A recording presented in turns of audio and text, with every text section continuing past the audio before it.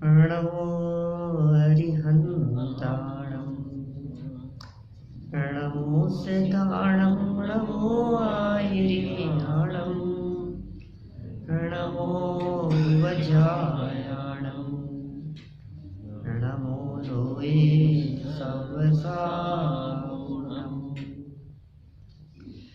मोक्षमार्गस्य नेतारं भेतारं कर्मभूभृतां ज्ञातारं विश्वतत्त्वानां वन्दे तद्गुणलब्धये वन्दे तद्गुणलब्धये वन्दे तद्गुणलब्धये।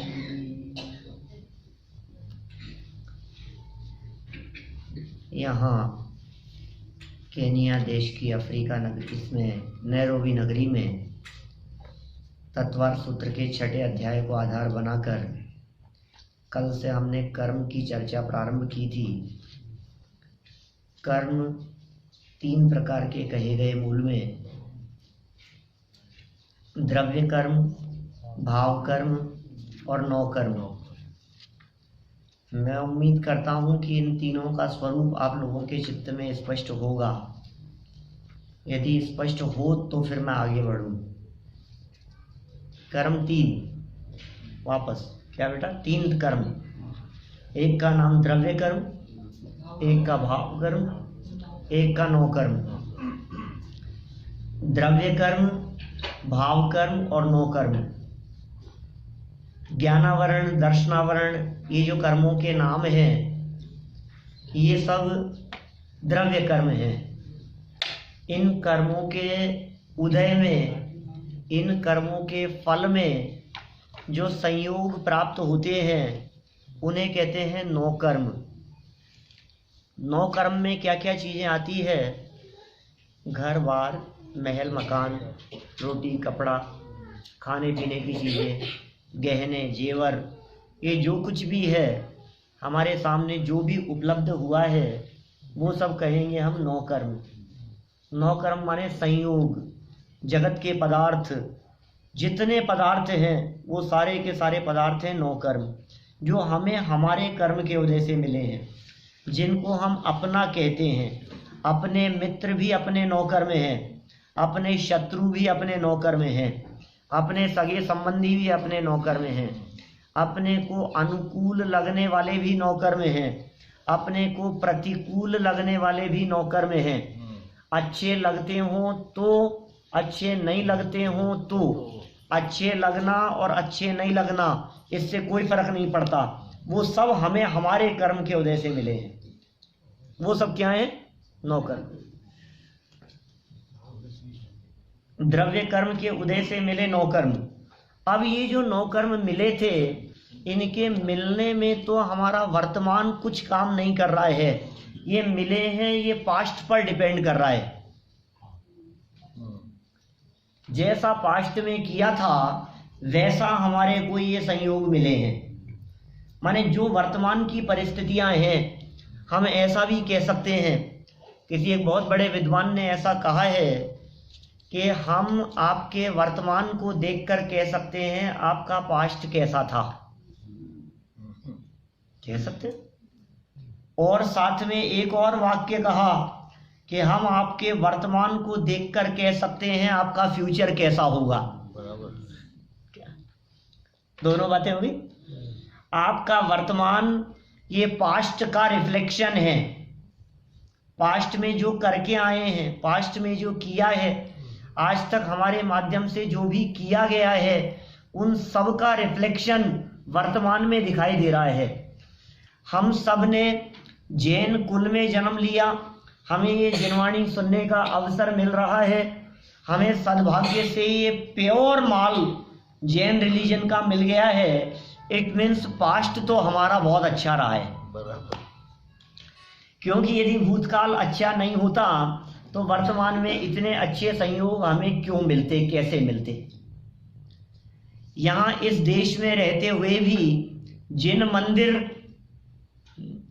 वीतरागी जैन धर्म और निरंतर ये वीतरागी वाणी सुनने का अवसर मिलना, ये कोई कर्म भाग्योदय नहीं है।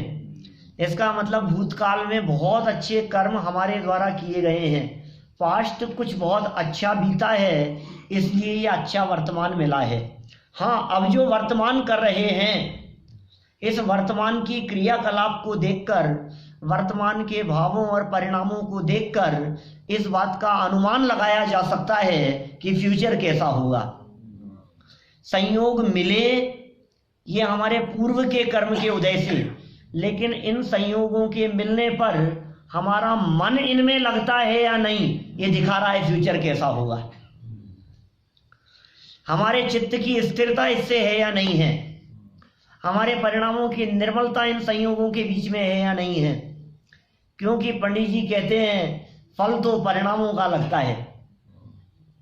हमारे वर्तमान के जो परिणाम हैं, इन वर्तमान परिणामों का इफेक्ट तीनों कालों पर पड़ता है, पास्ट, प्रेजेंट, फ्यूचर। वर्तमान परिणाम भूतकाल को भी प्रभावित करते हैं हरीश भाई। वर्तमान परिणाम वर्तमान को तो प्रभावित करते ही हैं, वर्तमान परिणामों से भविष्य भी प्रभावित होता है, तीनों कालों पर प्रभाव पड़ता है।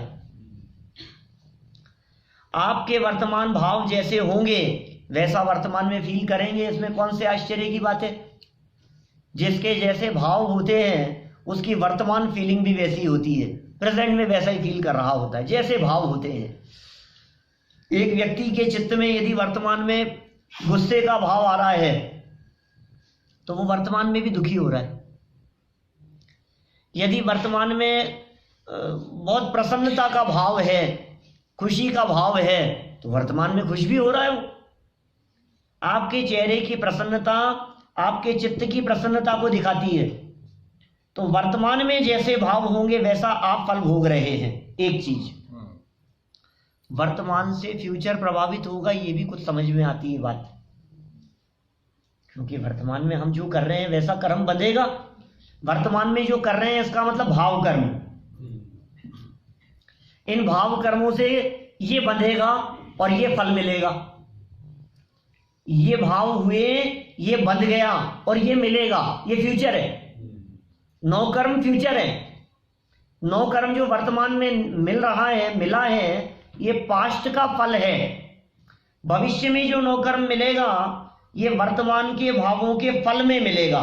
इसका मतलब जैसा बीज बोएंगे वैसा फल मिलेगा। अभी के अच्छे भाव अच्छे भविष्य का निर्माण करेंगे। मनुष्य अपने भाग्य का निर्माता स्वयं है। फ्यूचर हमारे हाथ में है, हमारे हाथ में, हमारी मुट्ठी में है हमारा फ्यूचर। हम यदि चाहें तो हमारे परिणामों के स्टीयरिंग को घुमाएं और उसे नरक की तरफ ले जाएं, और हमारे हाथ में है हमारे भावों और परिणामों के स्टीयरिंग को घुमाएं और मनुष्य और देवगति की तरफ ले जाएं, और परिणामों को इतना अंदर की तरफ घुमाएं कि हमारी गाड़ी मोक्ष तक चली जाए। ये अपने ऊपर डिपेंड करता है, हमारी भावों पर डिपेंड करता है। दुनिया में किसी की ताकत नहीं है जो हमारे को नरक में ले जाए। दुनिया में किसी की पावर नहीं है जो हमारे को मोक्ष में ले जाए, स्वर्ग में ले जाए। कोई नहीं ले जा सकता है, सब कुछ हमारे हाथ में। जैसे भाव होंगे वैसा फ्यूचर होगा। पास्ट कैसे बदलेगा, पास्ट पे कैसे इफेक्ट पड़ता है, जिज्ञासा नहीं होती, प्रश्न नहीं उठता आप लोगों को? पूछने वाले ही थे, लेकिन तो आप पूछते ही नहीं हो, ऐसे कैसे चलेगा? आप तो पहले पूछ लिया करो। क्या पास्ट में आप कैसे होगा? ये कैसे होगा पास्ट में? किशोर भाई कैसे होगा, ऐसा कैसे चलेगा भाई? प्रेजेंट जो हमारे भाव हो रहे हैं उससे प्रेजेंट प्रभावित हो रहा है, समझ में आ रहा है। इस प्रेजेंट से फ्यूचर डिपेंड कर रहा है। बच्चा यदि अभी पढ़ाई कर रहा है तो इसका मतलब उसका फ्यूचर बनेगा, एग्जाम में अच्छा रिजल्ट आएगा, उसका अच्छी तैयारी होगी, उसका फ्यूचर कैसा होगा उसके वर्तमान से दिख रहा है ना। तो वर्तमान से वर्तमान और भविष्य तो दिखाई दे रहा है, पास्ट कैसे बदल जाएगा? पास्ट तो हो चुका है। कोई नहीं बोलते हैं, सब सुने जा रहे हैं, बस जो सुनाओ पंडित जी हम तो सुन लेंगे। बदलेगा कैसे हो? तो बहुत अजायबी की बात है। हम बदल सकते हैं शेष भाई, पास्ट को भी बदल सकते हैं। ये हमारे वर्तमान की पावर है, पावर ऑफ प्रेजेंट परिणाम। कैसे कैसे ताकत है।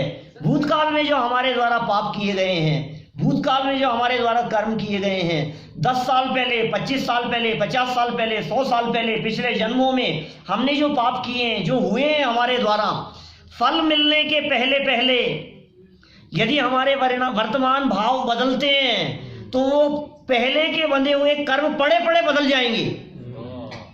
पास्ट के बंधे हुए कर्म, उनमें संक्रमण हो जाएगा, उनमें उत्कर्षण हो जाएगा, उनमें अपकर्षण हो जाएगा, पाप कर्म पुण्य में बदल जाएगा। पहले का किया हुआ भी, किया था खोटा काम, हाँ, भूतकाल में जो हमारे द्वारा किया गया था, जो कर्म वर्षों से बंधे पड़े थे, क्या न मालूम कब से बंधे हुए थे वो कर्म, वो बंधे हुए कर्म भी बदल जाएंगे, क्या परिवर्तित हो जाएंगे, चेंज हो जाएंगे। क्या आप सोचो, कल्पना करो, हमने कोई पाप किया था और वो पाप बदल करके उसका फल अच्छा मिल जाए। हमने कोई पुण्य किया था, वो पुण्य करने पर उसका फल बदल करके पाप रूप हो जाए। डिपेंड करता है वर्तमान के ऊपर। हमने दान दिया, हमने घोषणा की 2 लाख रुपया दान, क्या किसी आयोजन में, किसी पंच कल्याणक में, किसी प्रतिष्ठा में, किसी मंदिर में, और 2 लाख रुपया दान दे करके हम यहाँ आए। आपको क्या लगता है पुण्य बंधा होगा? बंधा ही होगा? नहीं बंधा होगा? बंधा होगा। अब सुनो, अब ये भाव कैसे हैं? चक्कर तो ये है, पैसे से फर्क नहीं पड़ता। पैसा कितना जेब से निकला है इससे फर्क नहीं पड़ता। आपके भाव कैसे हैं? यदि देख करके आपको ऐसा भाव आता है, यार ज्यादा ही दे दिए, 1.5 लाख में काम चल जाता। मैंने भी 2 बोल दिए वहां, मेरे बाद में सब लोगों ने बोला, उन्होंने तो 1 लाख, 1,11,000, 1,21,000 में 2 बोल दिया, ज्यादा दे दिया मैंने। अब देखो इसके भाव बदल गए। इसके भाव बदलते हैं तो कर्मों में चेंजेज होता है। पास्ट में 5 साल पहले दिया था, 2 साल पहले दिया था, 2 महीने पहले काम किया था हमने, और आज हमारे भाव बदल गए तो वो जो पुण्य बंधा था वो पुण्य संक्रमित हो जाएगा पाप में, अपकर्षित हो जाए। अपकर्षण माने घट जाना, उत्कर्षण माने बढ़ जाना।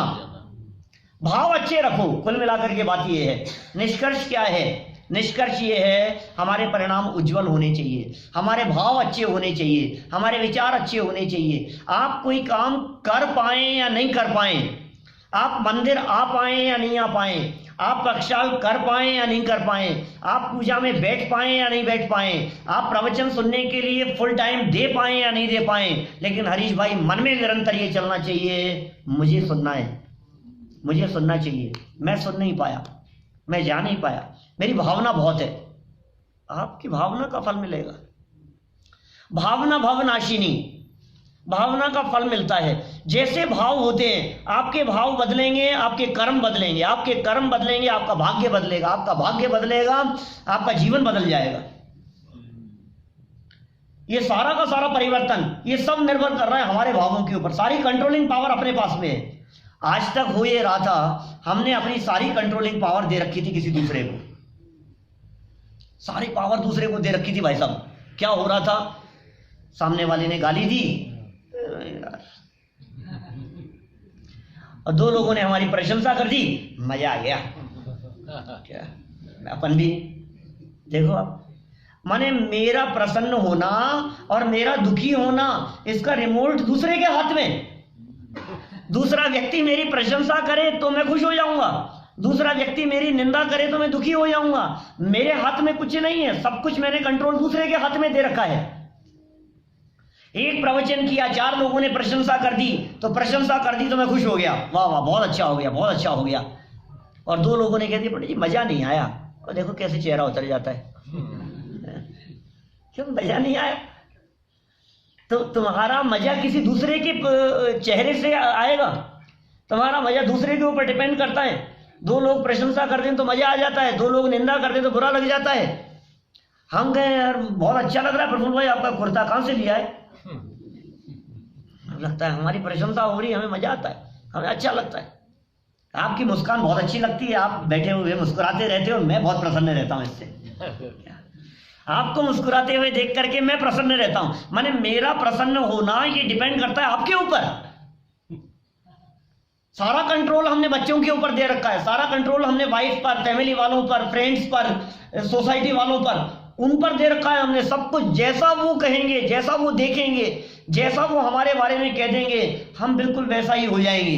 ये क्या हो गया है भाई साहब? आप स्ट्रांग बनो थोड़ा सा। अपना कंट्रोल किसी दूसरे के हाथ में नहीं, आपका कंट्रोल आपके पास में होना चाहिए। जिनका कंट्रोल दूसरों के पास में होता है उन्हें दुखी होने से कोई बचा नहीं सकता, और जिनका कंट्रोल अपने हाथ में होता है वे ज्ञानी धर्मात्मा व्यक्ति अल्पकाल में मुक्ति की प्राप्ति करते हैं। हमारे वीतरागी संत कंट्रोल किसी दूसरे के पास में नहीं है। मौसम अच्छा हो तो कोई फर्क नहीं पड़ता, मौसम बिगड़ जाए तो कोई फर्क नहीं पड़ता, उपसर्ग हो रहा है तो कोई फर्क नहीं पड़ता है, लोग जय जयकार कर रहे हैं तो कोई फर्क नहीं पड़ता है। अरि मित्र महल मसान कंचन कांच निंदन तुतिकरण अर्घावतारण असी प्रहारण में सदा समता धारण करके रहते। क्या फर्क पड़ता है? सामने वाले कुछ भी कहते हो, सामने वाले कुछ भी बोलते हो, हमें कुछ फर्क नहीं पड़ता है उससे। देखो आपके हाथ में सारी पावर, आपके हाथ में है। ये जिनागम कह रहा है, ये वीतरागी संत कह रहे हैं, ये तत्वार सूत्र कह रहा है, ये कह रहे हैं ये कर्म आपके हाथ में, इसलिए किसी के ऊपर भी निर्भर मत बनो, आत्मनिर्भर बनो, स्वावलंबी बनो। ये जैन धर्म स्वावलंबन की बात बतलाता है। ये जैन धर्म भक्त नहीं भगवान बनने की बात कहता है। ये जैन धर्म दूसरों पर डिपेंड, अरे ये तो भगवान पर डिपेंड नहीं हो ऐसी बात कहता है। भगवान भी क्या, भगवान की जगह है। वे तीन लोक के नाथ हैं, हम मानते हैं। वे वीतरागी और सर्वज्ञ हैं, हमें कोई ऐतराज नहीं है, लेकिन उनकी वीतरागता, उनकी सर्वज्ञता मेरे किसी काम की नहीं। होंगे भगवान आप, क्या आप भगवान होंगे, लेकिन सुनो, निश्चित तेरे सदृश प्रभु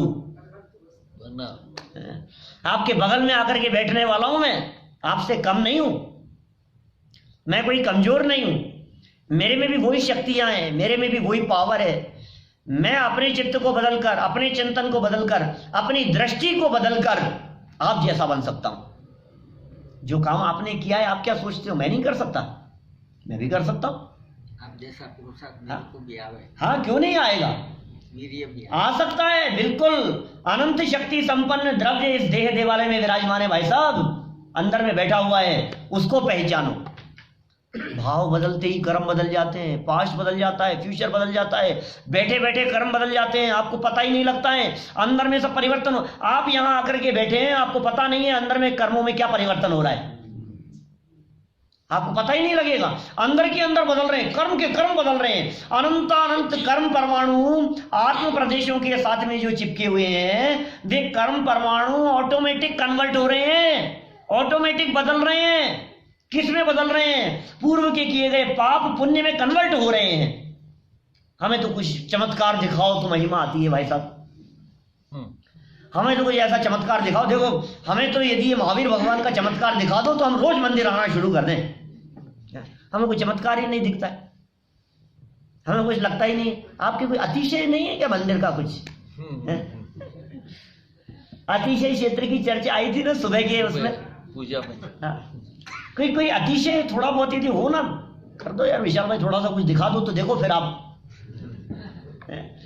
लोग कैसे आना शुरू होंगे। लाइन लगेगी भाई साहब, यहाँ बैठने की जगह नहीं मिलेगी आपको। कर सकते हो ऐसा? भाई साहब ये अतिशय हो रहा है, आपको पता नहीं है। पहले तो बड़ा संकट आए और फिर संकट मिटे तो हमें चमत्कार दिखता है। डॉक्टर के जाएं और डॉक्टर हमारे को डिक्लेयर कर दे कि कैंसर है, तो भगवान याद आते। अब डॉक्टर ने कैंसर डिक्लेयर कर दिया, अब भगवान हमें याद आ रहे हैं, और मंदिर आए, दर्शन किए, भगवान की भक्ति करता है, और दूसरे दिन यदि डॉक्टर ये वापस जांच करे और कहे कैंसर नहीं है, तो लगता है और चमत्कार हो गया। तो गजब हो गया। मैं तो कल तो कैंसर था और आज मंदिर गया मैं, तो ये तो गजब हो गया भाई, मैं तो भगवान। तो हमें चमत्कार दिखता है। सुन भैया, ये जो तुझे चमत्कार दिख रहा है, ये होने के बाद में मिटे तो चमत्कार दिखता है। हम कह रहे हैं अंदर में कैंसर के परमाणु पनप रहे थे, तुझे पता नहीं था, और अंदर के अंदर ही साफ हो गए। इस तत्व ज्ञान को पढ़ने, सुनने से, समझने से वो चमत्कार तुझे दिखता नहीं, वो दिखता नहीं है भाई साहब हमारे को। आज आप स्वस्थ बैठे हुए हैं ना प्रफुल भाई, ये स्वस्थता के पीछे क्या राज है आपको पता है? अंदर में पनपने वाली बीमारियां अंदर की अंदर साफ हो जाती है। अंदर के अंदर साफ हो जाती है। बड़े से बड़े संकट आने के पहले ही ऊपर की ऊपर गायब हो जाते हैं, साफ हो जाते हैं। आपको ऐसा लगता है कि कुछ भी नहीं हुआ, कुछ भी नहीं हुआ, कुछ भी नहीं हुआ। वो तो कोई व्यक्ति आपको घटना बताए तो आपको पता लगे। आप यहां बैठे हुए हैं और आपकी आंख बंद है, आंख बंद करके यहां सुन रहे हैं, और उधर से कोई सांप आ गया और सांप ऐसे फन लगा करके आपके पास में बैठा हुआ था, आपको पता नहीं। इतने में इधर से विशाल भाई आए, श्रेयस भाई के पास में सांप बैठा हुआ है, उन्होंने, वो बोले डसने वाला है, इन्होंने कुछ उपाय किया और उसको वहां से भगा दिया। हम आपसे पूछ रहे हैं, आपके ऊपर संकट आया था और चला गया, आपको तो पता ही नहीं है। अपने को महिमा आती नहीं है, क्योंकि अपने को पता ही नहीं लगा कि कुछ हुआ है, कुछ परिवर्तन हुआ है। लेकिन ये फैक्ट है, परिवर्तन होता है, होता है और होता है। ये अंदर में बंधे हुए कर्म संक्रमित भी होते हैं। संक्रमण माने बदल जाना, संक्रमण माने चेंज हो जाना, अपने आप बदल जाते हैं। अपकर्षण माने कम हो जाना, पहले के बांधे हुए कर्म कम हो जाते हैं। उत्कर्षण माने बढ़ जाना, तो बढ़ते भी है कर्म, बंधे हुए इंक्रीज हो जाते हैं, पहले के बंधे हुए डाउन हो जाते हैं, घट भी जाते हैं और बदल भी जाते हैं। एक सेठ था, सेठ के चंदन की लकड़ियों का व्यापार था। उसकी डेथ हो गई तो बेटा संभालने लगा बिजनेस। गांव में रहता था, बिजनेस बहुत लंबा चौड़ा था, बहुत बढ़ा दिया उसने अपने बिजनेस को। गांव में रहते हुए चंदन की लकड़ियों का इतना व्यापार हो गया कि दुनिया उसे चंदन सेठ के नाम से जानने लगी। चंदन की लकड़ियों का व्यापार, लकड़ी खूब व्यापार चलता था। एक दिन संयोग से क्या हुआ, गांव में वहां के राजा, उनकी सवारी निकली, राजा की सवारी निकली उस गांव से। राजा होते हैं, बहुत सारे गांव होते हैं, तो वो शहरों में रहते हैं राजा, अब वो गांव होते हैं उनके अंडर में बहुत सारे, तो कभी उनकी सवारी है, कभी कभी गाँव में घूमने के लिए निकलते हैं, वो देखने के लिए, अपनी प्रजा से मिलने के लिए। तो वो जो राजा था वो अपने रथ में बैठकर उस गांव में से जब उनकी सवारी निकल रही थी, तो गांव वाले जितने भी लोग थे सभी लोग राजा के दर्शनों के लिए आए। जहां उनकी राजा की सवारी निकल रही थी, दोनों साइड लोग खड़े हो गए और दर्शन करने लगे, जय जयकार करने लगे, राजा की जय हो, राजा की जय हो, जय हो, और जय जयकार हो रही है, और दोनों तरफ भीड़ लगी हुई है, और बीच में से राजा की सवारी निकल रही है। राजा था, वो जो सेठ था, जिस सेठ का नाम चंदन सेठ था, वो भी जब उसे पता लगा तो अपने घर के बाहर फर्स्ट फ्लोर पर बालकनी में आ गया, और बालकनी में आकर उसने राजा को देखा, राजा को ऊपर से नमस्कार किया, राजा ने उसको देखा, उसने राजा को देखा, राजा ने आशीर्वाद। उसके मन में एक भाव आया, सेठ के मन में, देखना भाई साहब, सेठ के मन में एक भाव आया कि यार राजा की सवारी कितने सालों में आया है, राजा अपने गांव से निकल रहा है, यहाँ से 1-2 दिन रुकेगा, इधर से यहाँ से सवारी निकल रही है इसकी, अभी यदि अपने गांव में ही राजा की डेथ हो जाए तो चंदन की जो लकड़ियां हैं अपने, वो चंदन की लकड़ियों में राजा को जलाएंगे और अपना जो पुराना डेड स्टॉक है वो अच्छे दामों में। भाव है भाई साहब, भाव तो किसी के भी मन में कुछ भी आ सकते हैं, विचार है, सोच है, चिंतन है, किसी के भी मन में कुछ भी चिंतन चल सकता है, सोच को कौन रोक सकता है। लेकिन आप समझते हैं इसका फल क्या निकला, क्या फल मिला होगा, क्या हुआ होगा, इस भाव का फल क्या हुआ। ये जो मन में भाव आया, इधर तुरंत उधर राजा ने, नीचे राजा की सवारी निकल रही थी, राजा ने बगल में खड़े हुए मंत्री से कहा, मंत्री जी ये सेठ है ना, इसको कल बुला करके फांसी पे चढ़ा दो, सुबह 8 बजे इसको बुला के फांसी पे चढ़ा दो। राजा सोच रहा था यार ये बहुत घमंड हो गया है, सेठ को समझता क्या है अपने आप को, पूरी प्रजा हमारे दर्शनों के लिए नीचे आई है और ये ऊपर से सलाम करता है क्या। देखो सेठ के मन में भाव क्या आया, राजा मर जाए, यदि ये मर जाए तो चंदन की लकड़ियां अच्छे दामों में निकल जाएगी, पुराना डेड स्टॉक ऑफ सीजन चल रहा है, अच्छे में निकल जाएगा। इसके मन में तो इतना सा भाव आना था और राजा ने तो मृत्युदंड की सजा सुना दी। ये देख करके कि इतना घमंडी हो गया है, कितने सालों में हम आए हैं, नीचे नहीं उतर सकता था। मंत्री को कह दिया सुबह 8 बजे इसको बुलाओ वहां और फांसी पे चढ़ा दो इसको। सवारी निकल गई। रात्रि में सेठ विचार कर रहा था, अरे यार आज राजा की सवारी निकल रही थी, मेरे मन में कितना खराब भाव आ गया, सोच सकता है। वापस सेठ के मन में भाव आया कि राजा की सवारी निकल रही थी, मैं कितना गलत सोचने लग गया, मैंने राजा के बारे में क्या सोच लिया। आज मेरे पिताजी होते तो क्या मैं उनके बारे में ऐसा सोचता? राजा भी तो हमारे पिता समान होते हैं, प्रजा के पालक होते हैं, मुझे ऐसा नहीं सोचना चाहिए था। क्या करें, जो भी है, जो हुआ सो हुआ, आगे से ऐसा भाव मेरे मन में नहीं आना चाहिए। रात बीत गई। अब क्या हुआ होगा? मंत्री ने सुबह 7:30 बजे राजा से कहा कि महाराज उसको फांसी के लिए कहा था आपने, बुला लाऊं सेठ को? क्या हुआ होगा? राजा ने कहा नहीं नहीं रहने दो, उसकी फांसी की सजा कैंसिल करो। क्या पता क्या कारण रहा हो, इतनी सी बात के आधार पर उसे फांसी पर चढ़ा देना उचित नहीं। ये बात ठीक नहीं लगती है हमारे को। आखिर सेठ साहूकारों से ही तो हमारे गांवों की शोभा है। रहने दो। राजा ने सजा कैंसिल कर दी। अब मेरा आपसे ये पूछना है, मुझे इस बात का जवाब दीजिए, क्या सेठ को इस बात का पता है क्या कि मुझे फांसी की सजा सुनाई गई थी? नहीं मालूम है सेठ को। और फांसी की सजा कैंसिल हो गई ये पता नहीं है सेठ को। फांसी की सजा दी गई थी ये भी पता नहीं है। फांसी की सजा कैंसिल हो गई थी ये भी पता नहीं है। और राजा को पता है कि मारने के लिए मैं मर जाऊं ऐसा उसने सोचा था, और भाव उसका बदल गया था ये भी पता नहीं है। भाई साहब ये ऐसे ही होता है, ये ऑटोमेटिक व्यवस्था है, इसी तरह से चलती रहती है।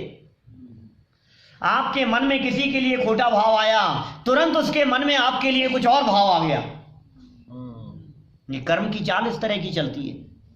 इधर कर्मों में कुछ होता है, इधर भावों में कुछ होता है, तुरंत कर्म बंद भी जाते हैं, परिवर्तित भी हो जाते हैं, उसका रिएक्शन भी हो जाता है सामने। कहां कहां क्या क्या इफेक्ट पड़ा है हमें कुछ नहीं मालूम। और इधर भाव बदलते हैं तो उधर भी बदल जाता है। आप किसी के लिए अच्छा सोचते हैं, उस व्यक्ति के भाव आपके लिए अपने आप अच्छे हो जाते हैं।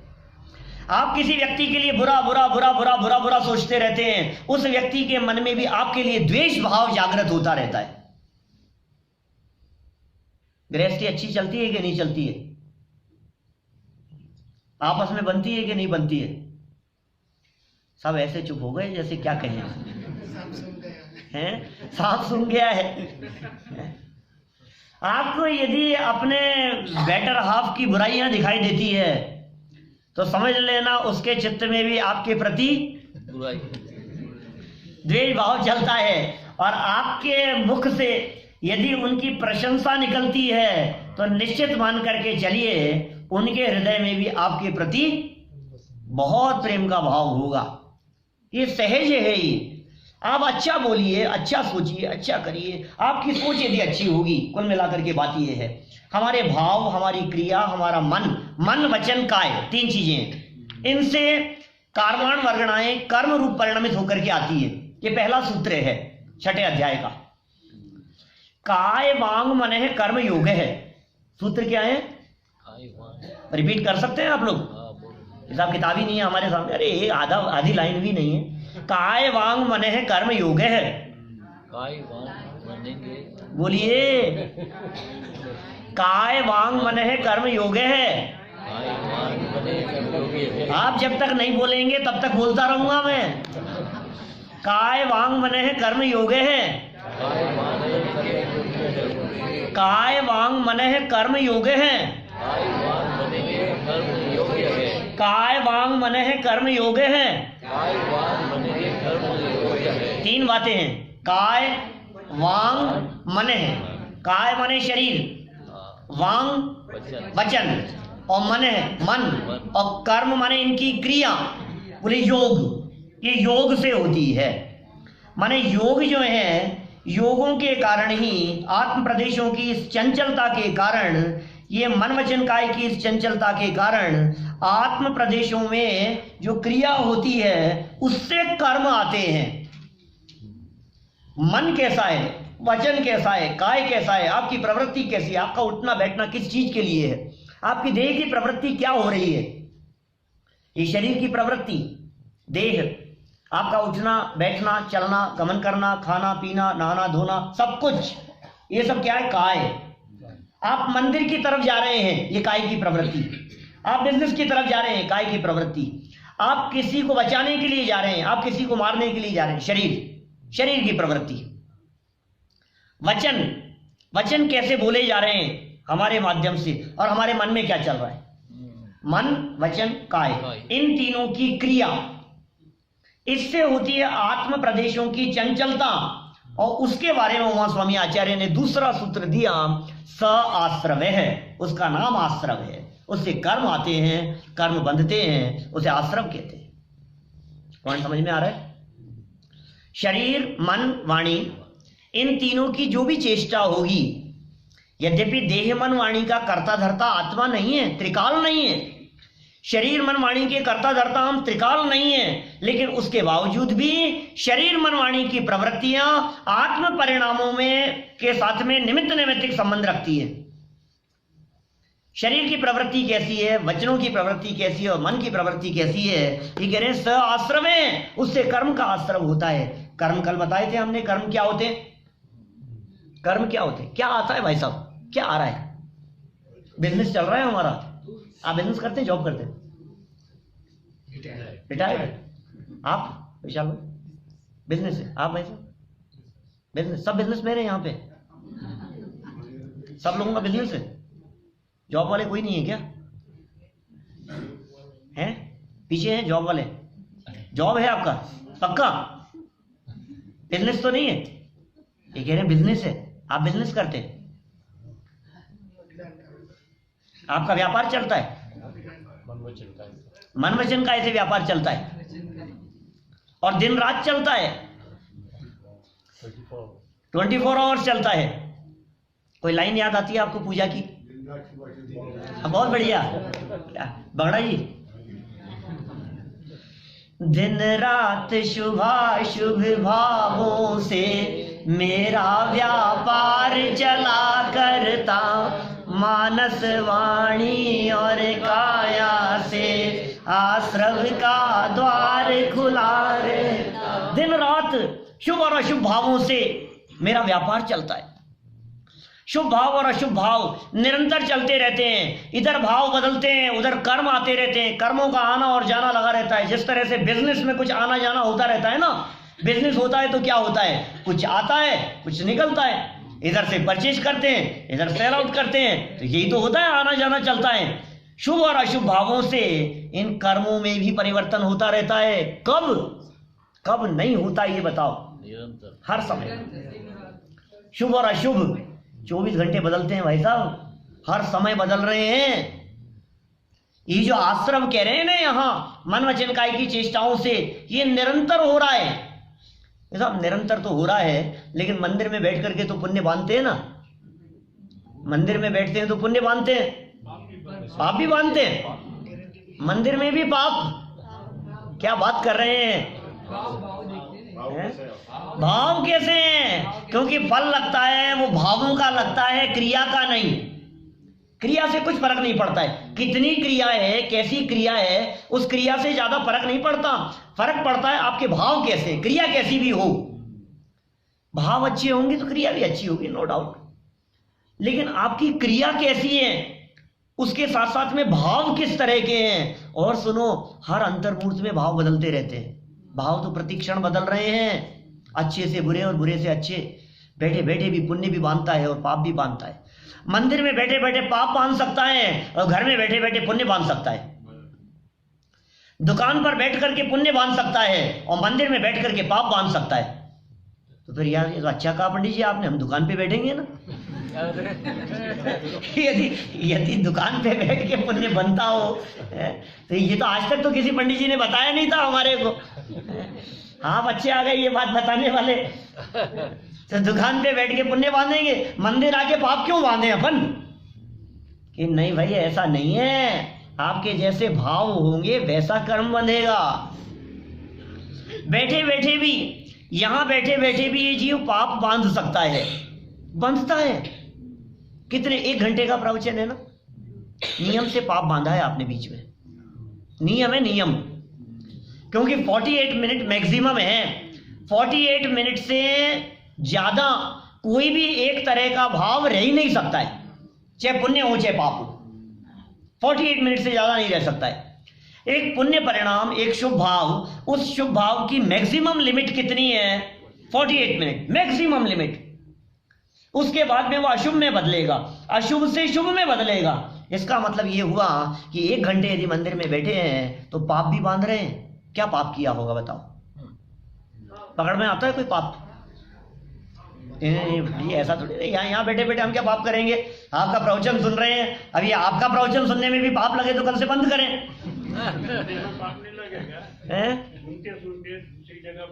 हाँ, सुनते सुनते उपयोग दूसरी जगह चला जाता है, सुनते सुनते हमारा मन दूसरी जगह चला जाता है, सुनते सुनते इधर उधर देखने लग जाते हैं, सुनते सुनते हमारा ध्यान शरीर की तरफ चला जाता है, हमें पता भी नहीं लगता है कब हमारा ध्यान ये सर खुजरने में चला गया, कब हमारा ध्यान ऐसे आसन बदलने में चला गया, कब हमारा ध्यान ऐसे करने में चला गया, कब मक्खी उड़ाने में हमारा ध्यान चला, पता नहीं चलता। इतना फास्ट मूवमेंट होता है, इतना फास्ट हो रहा है कि हम पकड़ नहीं पा रहे हैं। बहुत फास्ट, बहुत फास्ट, मालूम ही नहीं चल रहा है हमारे को कब हमारे को गर्मी लगने लग जाती है, कब उठा करके हम ऐसे चालू हो जाते हैं, पता ही नहीं लगता है हमारे को। कब हम मुस्कुराने लगते हैं, कब हम आगे पीछे हो जाते हैं, कब हम हमारे घुटने संभालने लगते हैं, कब हमारे कमर को ऐसे लगते हैं, थोड़ा सा होता है। तो ये सब पुण्य है कि पाप है? शरीर की तरफ जो ध्यान जा रहा है ये सब पाप ही तो है। और पाप क्या चीज है? माने बैठे बैठे भी जितना ध्यान हमारा पता नहीं लग रहा है, उपयोग इतना सूक्ष्म है, 1 सेकंड में असंख्यात बार बदल जाता है। 1 सेकंड में असंख्यात बार। हम क्या उसका मेजरमेंट करेंगे, क्या कैलकुलेट करेंगे, हम कुछ नहीं कर सकते। 1 सेकंड में असंख्यात समय है, इतना फास्ट। एक छोटा सा बतलाऊं आपको एग्जांपल, मैं कह सकता हूं भैया कितनी देर हो गई आपको आए हुए? 15-20 मिनट तो हो गई होगी, ज्यादा हो गए, आधा घंटा हो गया। यहां जब से आप बैठे हैं मुझे देख रहे हैं, आपकी आंखों की पलकें झपकी या नहीं? पता लगा आपको? आधे घंटे में पता नहीं लगा? आधे घंटे में आपको मालूम नहीं चला कि आपकी आंखों की पलकें झपकने का मतलब समझते हैं आप? आंखों के सामने कोई चीज आकर हट गई, यही हुआ ना? आंखें की पलक झपकने का मतलब ये आंख बंद होकर दोबारा खुली, यही तो है। तो बंद हुई थी तो आपके देखने में कुछ न कुछ व्यवधान पड़ा होगा, बाधा हुई होगी। नहीं, बाधा तो नहीं, हमें तो लगा ही नहीं ऐसा। मेरे कहने के बाद तो सबने फील किया है, लेकिन मेरे कहने के पहले आपको ऐसा लगा ही नहीं। मानतुंगाचार्य जो थे भक्तामर स्तोत्र जिन्होंने लिखा, वे भक्तामर स्तोत्र में ऐसी बात कहते हैं, हे आदिनाथ भगवान, आपको देखते समय ये आंखों की पलकें झपकना भी मेरे को डिस्टर्बेंस महसूस होता है, ये डिस्टर्ब करती है मेरे को, लगता है ये नहीं। दृष्ट्वा भवंत मनिमेश विलोकनीयम नान्यत्र तोषमुपयाति जनस्य चक्षु। पढ़ते हैं कभी भक्तामर? बोलते हैं गुजराती में, बोलते हैं गुजराती में। लिखा था क्या मानतुंगाचार्य ने?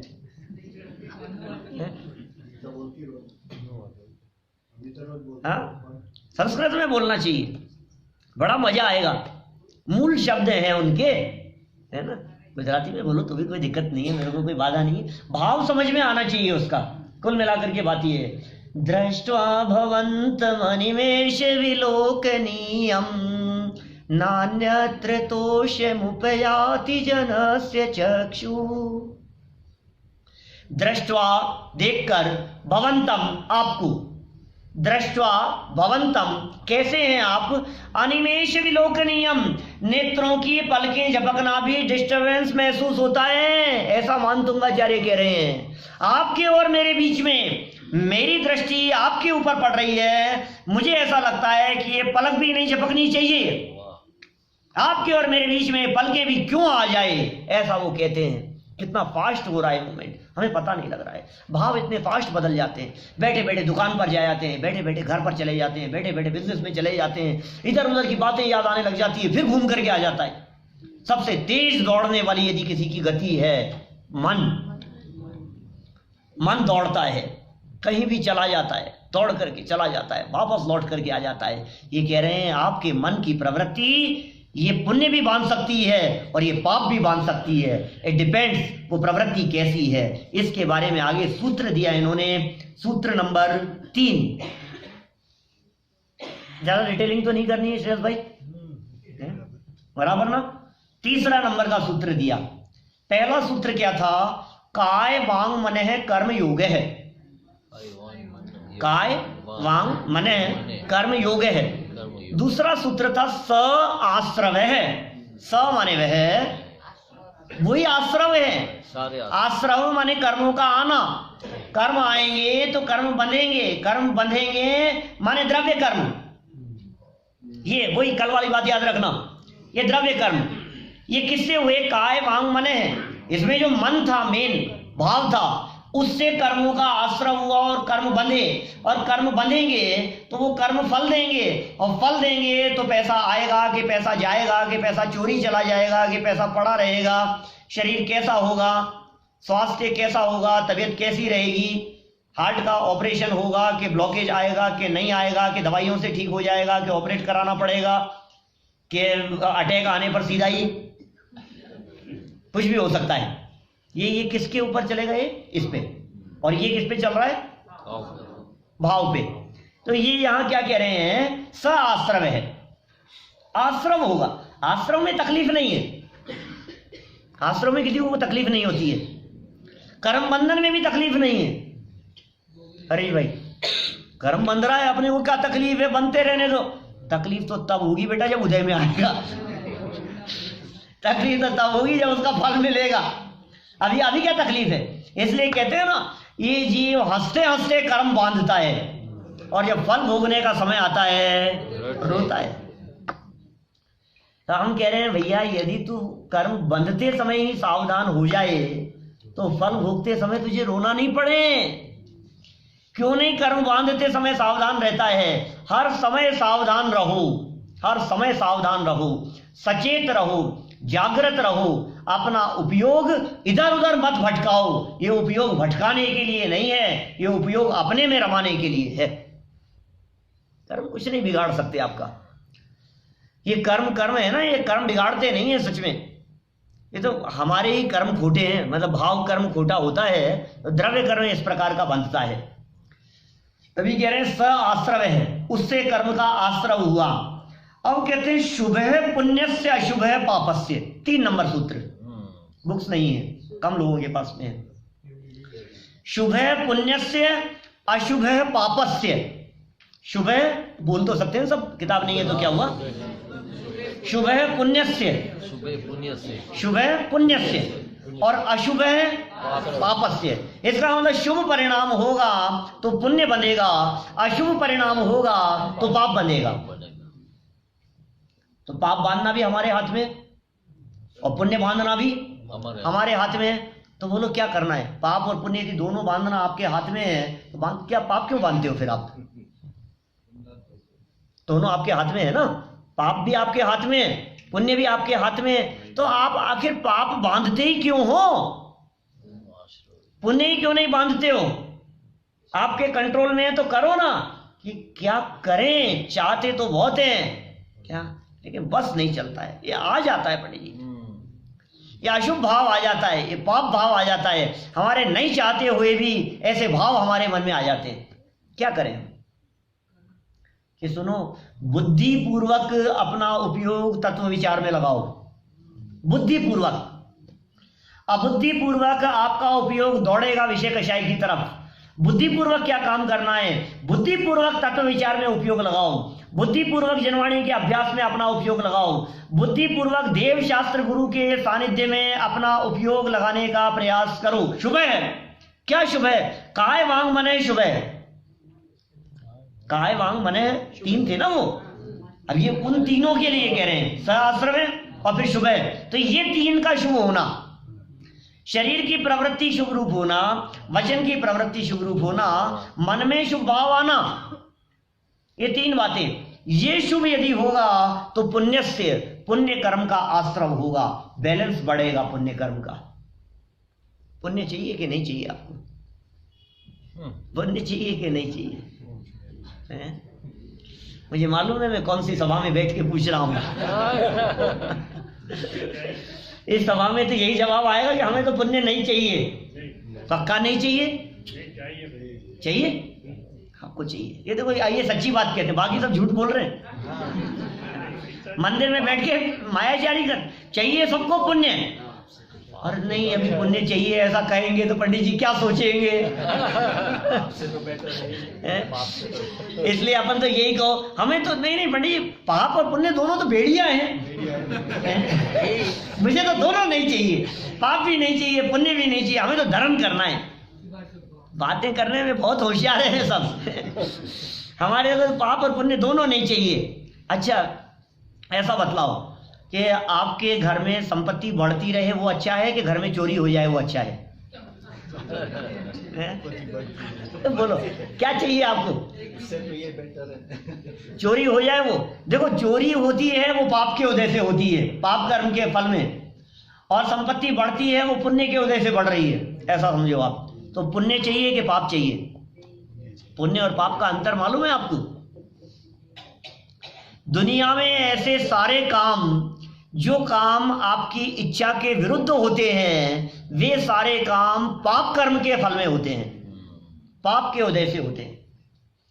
जहां जहां आपको ऐसा लगे मेरे मन माफिक काम नहीं हुआ, जैसा मन में सोचता था वैसा नहीं हुआ, यदि आपको ऐसा लगता है, ऐसा फील होता है अंदर से, यार ये क्या हो गया, ऐसा नहीं होना चाहिए था, ऐसा हो जाता तो अच्छा रहता, इसका मतलब आपके पाप कर्म का उदय चल रहा है।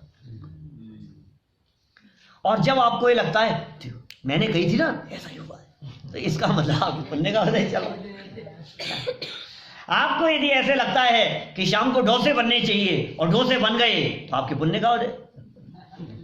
और आपको ये लग रहा है कि 1 महीने से कह रहा हूं डोसे नहीं बना रही है, तो क्या चल रहा है? पाप का उदय चल रहा है। तो पुण्य का उदय और पाप का उदय किस बात पे निर्भर कर रहा है? आपकी फीलिंग पर, आपको जैसा अच्छा लग रहा है। आप यदि ये चाहते हैं कि मैं स्वस्थ रहूं और तबीयत बिगड़ती है, यार ये क्यों हो गया, ये घुटनों में दर्द क्यों चालू हो गया, ये कान से सुनना क्यों बंद हो गया, ये पाप कर्म के उदय में इंद्रियां जवाब देती है। सबने कह तो दिया पाप पुण्य दोनों नहीं चाहिए, पहले सुन तो लो, बिना सुने ही कह दिया पुण्य भी नहीं चाहिए। पाप के उदय में कोई काम अच्छा, पुण्य के उदय से जिनवाणी सुनने को मिलती है, बोलो चाहिए कि नहीं चाहिए? चाहिए? तो बदल गए 1 मिनट में।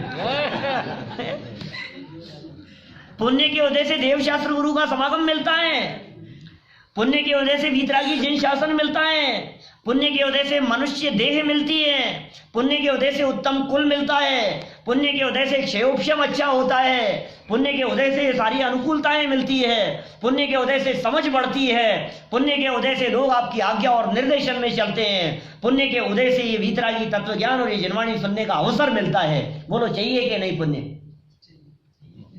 तो बात तो अब तो चाहिए, ये सब तो चाहिए। हाँ तो उसको कभी दिखाई पड़ता है। हाँ, पुण्य नहीं होगा तो आपका मन नहीं लगेगा इधर, लेकिन पुण्य से काम चल जाएगा ऐसा नहीं है। क्या दुनिया में लोक में यहाँ पुण्य से काम चलता हुआ भले ही दिखाई देवे, वो बात आगे की है। अभी तो यहाँ शुभ अशुभ की बात कर रहे हैं भाई, अभी तो इसी लेवल पर बात करो अपने। अभी तो हमारे को यदि पुण्य चाहिए तो क्या कह रहे हैं? शुभ है, शुभ कर, शुभ परिणाम। अपने परिणामों को संभालो, मन में पाप भाव मत आने दो, मन में खोटा भाव मत आने दो, मन में किसी के बारे में बुरा मत सोचो, क्योंकि इधर जैसा सोचा उधर वैसा दिखाई दिया, समझ लो आप, पता भी नहीं लगेगा, अंदर के अंदर साफ हो जाएगी संपत्ति। आपने संपत्ति रखी थी तिजोरी में और आपको पता ही नहीं लगा, तिजोरी जब खोली तो अंदर खाली मिली, ये क्या हुआ?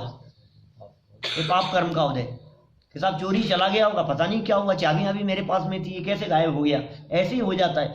अंदर आपके स्टोरेज में जो पुण्य बंधा हुआ है, पहले का बंधा हुआ है, जिसके फल में अनुकूलताएं मिलनी है, वो पूरा का पूरा अंदर में स्टोर किया हुआ वो सब बदल जाता है। क्या आपके भावों में इतनी ताकत है, वो बदल देता है उसको। कम को ज्यादा कर देगा, ज्यादा को कम कर देगा, पुण्य को पाप में बदल देगा, पाप को पुण्य में बदल देगा। ये शुभ परिणामों की ताकत है। अशुभ परिणामों की भी इतनी ताकत है। शुभ है पुण्यस्य, अशुभ है पापस्य। पाप यदि करेंगे पाप परिणाम होंगे तो अशुभ कर्म बनेंगे, पुण्य परिणाम होंगे तो शुभ कर्म बनेंगे। सीधी सी बात है। आपको दिखते नहीं है लेकिन कर्म प्रति समय बन रहे, दिखते नहीं है सभी, ये कर्म बनते हुए दिखते नहीं है। तो कर्म बन रहे हैं, इसका क्या आधार है, हम कैसे माने? कोई ऐसे सज्जन भी हो सकते हैं जो बिल्कुल नए आए हों, जिन्होंने कभी कुछ नहीं सुना हो, अरे यार ये कर्म वर्म नहीं समझ में आता, हम नहीं समझते कर्म वर्म, ये क्या कर्म वर्म, हमारे को तो ये बतलाओ पैसा कैसे बढ़ता है, हमारे को तो ये बतलाओ बिजनेस कैसे बढ़ता है, या फिर ये बतला दो घर में शांति कैसे रहती है। कोई ऐसे कोई उपाय बतला दो हमारे को तो हम आए सुनने के लिए। बाकी हमारा इसमें कोई इंटरेस्ट नहीं है आपके आत्मा में। क्या और ये कर्म वर्म भी पता नहीं कौन से एक अजीब अजीब तो नाम है, क्या नाम, ज्ञाना क्या कुछ अजीब गरीब नाम है, कोई दर्शनावर्णी, पता नहीं मोहनी, अंतराय, शब्द ही बोलने में नहीं है, पुद्गल पता नहीं क्या क्या बोलते रहते हैं आप लोग, हमारे समझ में नहीं आता, नहीं आता समझ में, आपके कर्म नहीं समझ में आता है। तो ये जो परिवर्तन जगत में दिखाई दे रहा है, ये परिवर्तन किस आधार पर है, उसका रीजन क्या है? आपको कर्म की सत्ता स्वीकार करनी पड़ेगी। आप कर्म यदि नहीं मानेंगे तो फिर ये जितने परिवर्तन जगत में दिखाई दे रहे हैं उनके पीछे क्या कारण है, ये गहराई से विचार करो। आपको मानना पड़ेगा कि कर्म तो होते हैं, वैसा कर्म बंधते भी हैं, कर्म का फल भी मिलता है। और भगवान तो देखो फल देते नहीं है। अपने यहाँ जैन दर्शन में भगवान तो फल देते नहीं है, कोई भगवान अच्छा बुरा फल नहीं देते। भगवान पास करते हैं बेटा परीक्षा में, you know Hindi little, Hindi आती है अच्छे से? भगवान पास करते हैं परीक्षा में? कौन सी क्लास में पढ़ते हैं आप? केजी में, 3G में? ओ वाह, बहुत छोटे। तो एग्जाम में अच्छे नंबर देते हैं कि नहीं भगवान? सब में नहीं देते? देते हैं, अच्छे देते हैं। उनके पास नंबरों का स्टोर है बहुत सारा भगवान के पास में। तो कोई आता है तो उनको, ले बेटा थोड़े से नंबर, तू आज आया ना, चल 2 नंबर तेरे को ज्यादा दे देता हूँ। फिर क्या करते हैं, तू रोज आएगा ना तो तेरे को 10 नंबर दे दूंगा, मेरे पास बहुत सारे नंबर रखे हैं। ऐसा होता है? नहीं देते भगवान, कुछ नहीं देते। जैन दर्शन में हमारे भगवान किसी को कुछ नहीं देते हैं, ये सबसे पहले अपने माइंड में बिठा लेना। ये जैन दर्शन का पहला सिद्धांत है, पहला नियम है। एक द्रव्य दूसरे द्रव्य का कर्ता धर्ता नहीं है। भगवान किसी का भला नहीं करते, भगवान किसी का बुरा नहीं करते, भगवान किसी के साथ में कुछ नहीं करते, भगवान फेल भी नहीं करते, भगवान पास भी नहीं करते, भगवान नंबर भी नहीं देते। समझ में आ रही है बात? कुछ भी नहीं देते हैं। ऐसा कुछ तो देते होंगे, फिर क्यों जाएंगे हम मंदिर? क्या कर रहे हैं, मतलब भगवान क्या कर रहे हैं मंदिर में? जानते हैं, सिर्फ जानते हैं भगवान, और कुछ नहीं करते हैं। सारे जैन मंदिरों में प्रतिमाएं जितनी भी होंगी, किसी भी जैन मंदिर में चले जाओ, सारी प्रतिमाएं आपको हाथ पे हाथ धर करके बैठी हुई मिलेंगी। किसी जैन मंदिर में आपने ऐसी महावीर भगवान की प्रतिमा देखी है कि ऐसे आशीर्वाद देते हुए? आपने नहीं देखी वैसा? आपने बाबू जी आपने तो देखी होगी, आपने भी नहीं देखी? किशोर भाई आपने भी नहीं? आपने पीछे पकड़ा जी किसी जैन मंदिर में ऐसे भगवान महावीर स्वामी ऐसे आशीर्वाद दे रहे हैं, और फिर यहाँ एक फूल लगा हुआ हो, कोई भक्त आए और फिर वो फूल यहाँ से गिर जाए? ऐसा होता है? नहीं, किसी जैन मंदिर में नहीं होता। अच्छा, तो फिर ऐसे कोई अस्त्र शस्त्र हो उनके पास में, भगवान के पास में कुछ भी नहीं है, तो करते क्या है वो? मतलब वो ऐसा भी नहीं करते हैं, मारते भी नहीं है, और ऐसा आशीर्वाद भी नहीं देते हैं। तो हम हाथ जोड़ते हैं तब भी हाथ नहीं उठा करके आशीर्वाद देते। हाथ तो जोड़ते हैं हम रोजाना मंदिर जाते हैं, भगवान की प्रतिमाओं के सामने हाथ जोड़ते हैं। तो जब हम भगवान को हाथ जोड़ते हैं तो इतना भी नहीं कि यार ये तो इतना, तो ऐसा तो करना चाहिए उनको। नहीं करते ऐसा। प्रभु भाई एक प्रतिष्ठा कराओ, क्या मुझे बुलाना, उनको ऐसी ऐसी प्रतिमा होनी चाहिए। भक्त आते हैं बेचारे, हाथ जोड़ते हैं, तो आशीर्वाद तो मिलना चाहिए कि नहीं उनको। आज तक किसी को मन में ही नहीं आई ऐसी कि भगवान की ऐसी ऐसी प्रतिमाएं तो बनानी चाहिए कि नहीं, क्योंकि हमारे भगवान कुछ नहीं करते हैं। तो श्वेतांबर का भगवान के पास क्यों मुछाला महावीर है, शत्रुंजय पर्वत पर महावीर है मुछाला महावीर, तो वो पता नहीं मेरे को, गदा भी है, तो वो जो पहले की होगी। वो तो मानते हैं उसका। अब वो यदि वो मानते हैं तो वो एक अलग मैटर है, लेकिन भैया हमारा जो जैन धर्म है, ये जैन धर्म तो त्याग की बात करता है, वीतरागता की बात करता है, संयम की बात करता है, ग्रहण करने में नहीं छोड़ने की बात करता है। और क्या छोड़ना है, बाहर में क्या छोड़ना है, अंदर में जो मान्यता में ग्रहण कर रखा है वहां छोड़ना है।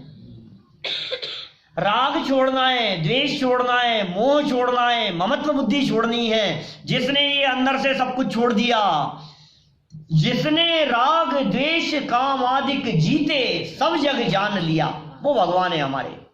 राग द्वेष काम आदि को जिसने जीत लिया हो, मोक्ष मार्गस्य नेतारम भेतारम कर्म भूभृताम ज्ञातारम विश्व तत्वानाम वंदे। किस लिए? हाँ, वंदे तदगुण लब्धये, वैसे गुणों की प्राप्ति मुझे हो जाए, इसके लिए मैं हे जिनेंद्र देव आपको वंदन करता हूं। भगवान नहीं करते भैया भला, भगवान भला भी नहीं करते, भगवान बुरा भी नहीं करते। यही तो यूनिक विशेषता है। छोड़ा क्यों था ये बताओ। यदि उन्होंने सब कुछ छोड़ा है तो इसका मतलब इसमें सुख नहीं था। यदि त्याग प्रधानी जैन धर्म है तो भगवान कैसे हो सकते हैं, ग्रहण कैसे कर सकते हैं। मैं तो कभी कभी, हमारे तो सब मिलते हैं ना, सबके बीच में बैठते हैं, दिगंबर श्वेतांबर सब। जब अमेरिका में तो सब कॉमन ही है, बहुत सारे तो मंदिर दिगंबर श्वेतांबर सब मंदिर कॉमन है वहाँ तो सब। वहाँ जब प्रवचन होते हैं तो सब लोग आते हैं, सब बैठते हैं। तो जो श्रृंगार की हुई प्रतिमाएं भी होती है, एक वेदी पर इधर प्रतिमा है, वो दिगंबर प्रतिमा है, इधर बगल में दूसरी वेदी पर प्रतिमाएं हैं, श्वेतांबर प्रतिमाएं हैं। उन प्रतिमाओं के ऊपर वो सब लगाते हैं। और हमने एक प्रश्न किया उनसे, भाई साहब बुरा मत मानना, एक बात का जवाब दो, आपके जो साधु हैं यदि हम उनको गोल्ड की चेन दें तो वो ले लेंगे कि नहीं? ले लेंगे? आपको पता है क्या कुछ है श्वेतांबर की? ले लेंगे क्या? ले लेंगे? नहीं लेंगे? पक्का? गोल्ड की चेन नहीं ले सकते? तो और यदि उनको कोई ऑर्नामेंट्स और कुछ देवें तो वो ले लेंगे? नहीं लेंगे। क्यों नहीं लेंगे? क्योंकि परिग्रह है। परिग्रह 14 उपकरण गए आपके यहाँ, उनके अलावा नहीं लेते, इसके अलावा नहीं रखते। तो मेरा ये कहना है कि यदि आप ये कह रहे हो कि ये परिग्रह है, यदि मुनि अवस्था में यदि वे गोल्ड नहीं रख सकते हैं, नहीं ले सकते हैं, तो हमारा आपसे ये पूछना है कि जो भगवान बने हैं वो मुनि के बाद में बने हैं ना, क्या उस अवस्था में गोल्ड कैसे ले सकते हैं? वो उस अवस्था में गोल्ड कैसे आ जाएगा? फिर गले में चेन कैसे आ जाएगी? जब मुनि अवस्था में ही आप उसे परिग्रह मान रहे हो और उसके त्याग की बात कर रहे हो, तो भगवान बनने के बाद में वो चीज कैसे हो सकती है? हमारे भगवान अपरिग्रही होते हैं, परिग्रह के त्यागी होते हैं, और वो संदेश भी यही देते हैं, परिग्रह के त्याग का संदेश भी यही है। जगत के जीवों को भी यही संदेश है। यहाँ भी यही कह रहे हैं भाई साहब, पुण्य और पाप कर्म का जो उदय है ये भगवान नहीं देते हैं, ये आपके हाथ में है। पुण्य बंधन भी हमारे हाथ में है, पाप बंधन भी हमारे हाथ में है। सब भावों का खेल है, सब परिणामों का खेल है। परिणाम से ही बंध है और मोक्ष भी परिणाम से। यह जान कर हे भव्य जन परिणाम को पहचानिए। योगसार की गाथा है, योगेंद्र देव कहते हैं योगसार में। पुण्य से हो स्वर्ग, नरक निवास होवे पाप से, पर मुक्ति रमणी प्राप्त होती आत्मा के ध्यान से। ये परिणाम यदि अच्छी क्रियाओं की तरफ लगेंगे तो पुण्य बंधेगा, ये परिणाम यदि खोटी क्रियाओं की तरफ लगेंगे तो पाप बंधेगा, और यदि ये परिणाम अच्छी और खोटी क्रियाओं से हटकर अपने स्वभाव की तरफ लगेंगे तो मुक्ति का मार्ग प्रारंभ होगा। इसलिए यदि हम वास्तव में मुक्ति का मार्ग अपने जीवन में प्रारंभ करना चाहते हैं तो क्या करना पड़ेगा? पाप और पुण्य दोनों से दृष्टि हटाकर अपने स्वभाव पर ले जाना पड़ेगा। ये तो कर्म सिद्धांत की चर्चा चल रही है, इसलिए अभी तो हम चर्चा ऐसी करने वाले हैं अभी आपके सामने। कल जो आगे और चर्चा जब बढ़ेगी तो ऐसी चर्चाएं आएगी इसमें कि ये परिस्थितियां आखिर कौन कौन से कर्म पर कौन कौन सी परिस्थितियां डिपेंड करती है।